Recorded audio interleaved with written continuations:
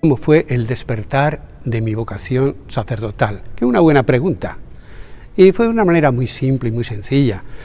Yo he estado siempre en un ámbito cristiano. Mi madre era de la Acción Católica, mi padre era organista de la parroquia, de la banda de música de Alba. En ese ambiente religioso y musical me fui creando poco a poco, ¿verdad? Y fui creciendo. La primera idea que yo tuve de vocación tenía que ver con mi abuelo. Yo me hice un cálculo, digo, yo voy a vivir una sola vez, me dan una sola oportunidad. ¿Cómo hacer para aprovechar lo más posible esta oportunidad, haciendo el bien a la gente y dando gloria a Dios? Eso me lo planteé cuando estaba en las juventudes marianas de los jesuitas, ¿no? Y entonces digo, mi abuelo me dio una luz, porque mi abuelo era médico rural. Y yo le recuerdo de pequeño, ¿no?, cómo salía con caballo a atender los pueblos cerca de la comarca de Alba. Y yo decía, qué bonita labor, ir en busca de familias con enfermos y atenderles y ayudarles.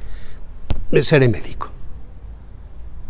Pero luego seguí pensando, ¿no habrá otra cosa más interesante, más que llegue más al corazón de la gente? Y empecé a pensar en la educación. Educar sobre todo a la gente menuda, a la gente pequeña. Yo recordaba mucho a mi maestro, era don Marceliano, o don Esteban, don Antonio. ¿Qué tipos? ¿Cuánto han ayudado a la gente, ¿no?, desde el inicio mismo de sus propias vidas? Seré maestro. Pero luego seguí dando vueltas. Pero ¿no habrá algo todavía superior, ¿no? No porque no valga esto, sino porque realmente hay otros intereses en el ser humano que merece la pena tener en cuenta. Y empecé a pensar la importancia que tiene predicar la palabra de Dios. Eso es serio, ¿no? Confesar, perdonar los pecados, ¿no? Ser capaz de aglutinar comunidades, ¿no? Y sobre todo una cosa que a mí me llamaba mucho la atención, porque siendo maestro, siendo médico, atendía al ser humano en este mundo, pero a mí me preocupaba mucho también el otro mundo, el más allá, la vida eterna.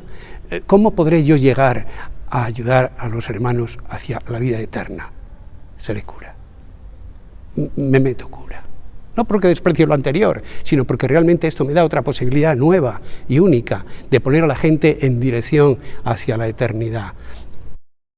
Y como estudiaba con los jesuitas, seré jesuita. Y como los jesuitas entonces nos estaban pidiendo con mucho esmero ayuda para América, mi vocación entonces fue hacerme jesuita para irme a América. Y soñaba entonces con irme al noviciado de los jesuitas en Villagarcía de Campos, etcétera. Pero después las cosas de la vida y las de Dios nos tuercen los caminos. Mi padre se pone malo, yo soy hijo único, ¿cómo me voy yo lejos? Y me dejo a mi madre sola aquí. Pues al mundo diocesano, sacerdote secular. Y por ahí me fui metiendo, ¿no?, en ese camino, ¿no? Y entonces fui a estudiar la filosofía a la Universidad de Comillas.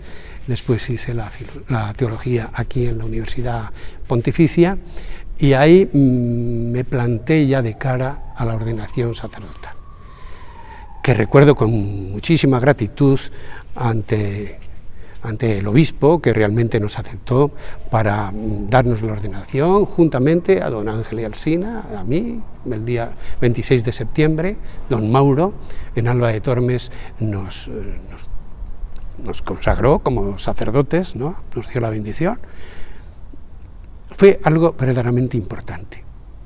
Pero yo, que había andado un poco por libre, porque la teología la hice por libre, no estuve en el seminario, pues me encontraba en una situación que realmente no conocía la diócesis, no conocía los intríngulis de la vida diocesana, no sabía.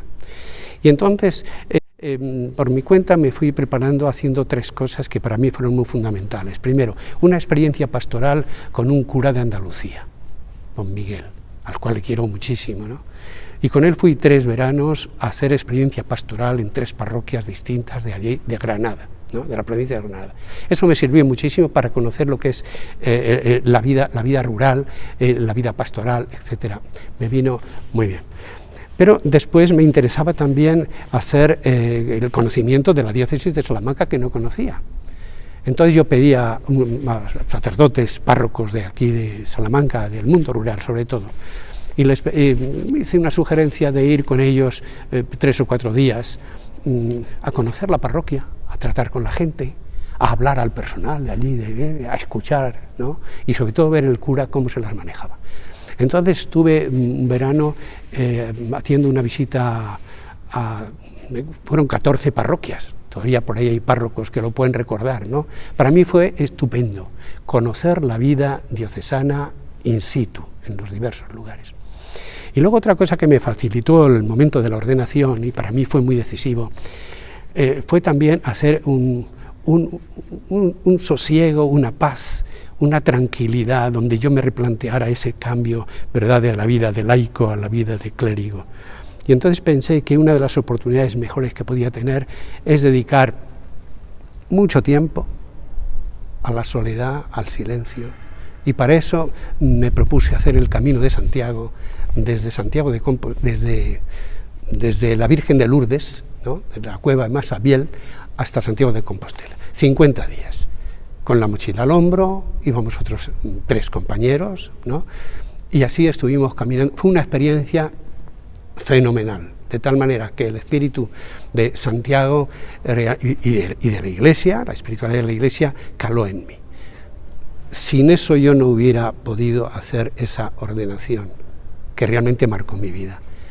Allí estaban otros sacerdotes también, juntamente con don Miguel Díaz Alcalá, el de Granada, estaba mi párroco, ¿no?, que era fundamental para mí, don Miguel Matías, y don Juan Trujillano, con el cual hice toda la parte de la teología en la residencia Covadonga de Salamanca. Con lo cual entonces a mí me parece que fue una experiencia muy hermosa, acompañado de mis padres, de los amigos, de las familias, etcétera. Fue un día realmente feliz, el de la ordenación, que yo recuerdo con mucho esmero y con mucho gusto.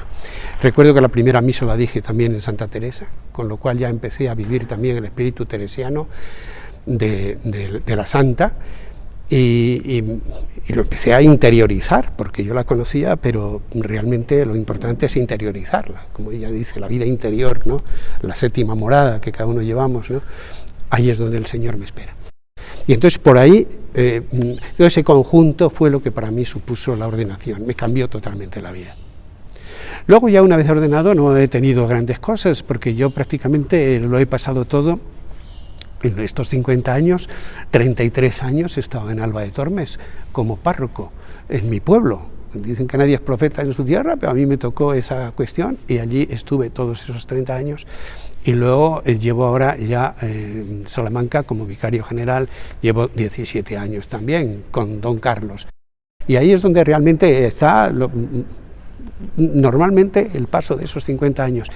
3 cuestiones fundamentales realmente he tenido como quehacer que me han llamado mucho la atención y me han llevado mucho tiempo.